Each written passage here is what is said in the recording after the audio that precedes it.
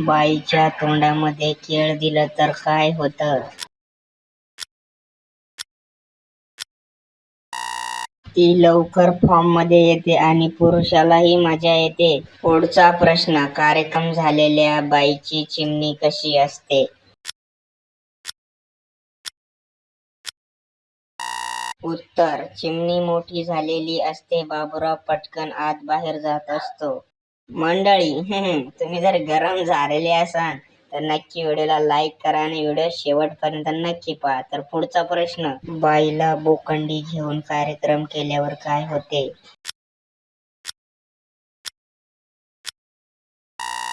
उत्तर, बाईला खूप मजा येते आणि ती आणखीन उतावळी होत असते. पुढचा प्रश्न, कार्यक्रम लवकर आटपला तर कसं वाटतं?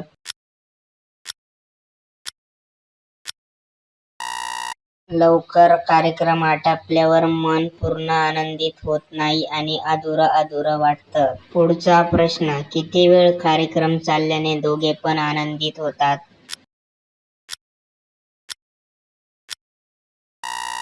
उत्तर, कमीत कमी 7 मिनिटं, जास्तीत जास्त 15 मिनिटं कार्यक्रम चालल्याने दोघे पण आनंदित होतात. पुढचा प्रश्न, आपल्या बाईला सोडून दुसऱ्याच्या बाईला कार्यक्रम केल्यावर कसं वाटतं?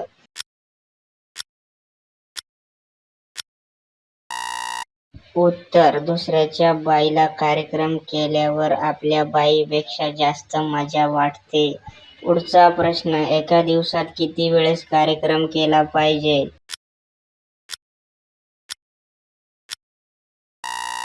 उत्तर, 1 ते 2 वेळेस कार्यक्रम केला पाहिजे एका दिवसात. अरे थांबा थांबा, पूर्ण व्हिडिओ तर पहा. गरम झाले ना तर संपूर्ण व्हिडिओ बघून जा आणि व्हिडिओला लाईक, सबस्क्राईब, फॉलो नक्की करा आणि तुमच्या मित्रांना मंडळींना नक्की शेअर करा. आता पुढचा प्रश्न बघूया. पुढचा प्रश्न, अंधारात कार्यक्रम करायला मजा येते की उजाडात?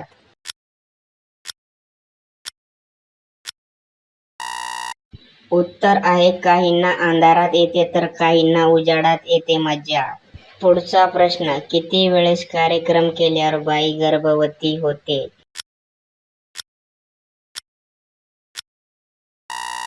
उत्तर, परफेक्ट जर कार्यक्रम झाला तर एका किंवा 2 वेळेतच काम होते. मंडळी, पुढचा आणि हा शेवटचा प्रश्न तुमच्यासाठी आहे आणि याचं उत्तर तुम्हाला कमेंट मध्ये नक्की सांगायचं आहे. जर तुम्हाला उत्तर येत असेल तर, लग्न झाल्यावर किती दिवसांनी कार्यक्रम केला पाहिजे? याचं उत्तर तुम्ही कमेंट मध्ये सांगा आणि व्हिडिओ तुम्हाला जर आवडला तर व्हिडिओला लाईक, शेअर आणि सबस्क्राईब फॉलो नक्की करा. आणि हा व्हिडिओ आवडला असेल तर वरचा व्हिडिओ तुम्हाला नक्की आवडेल, याच्यावर दाबा, क्लिक करा आणि हा व्हिडिओ सुद्धा तुम्ही पहा. तर भेटूया पुढच्या व्हिडिओमध्ये. टाटा, बाय बाय.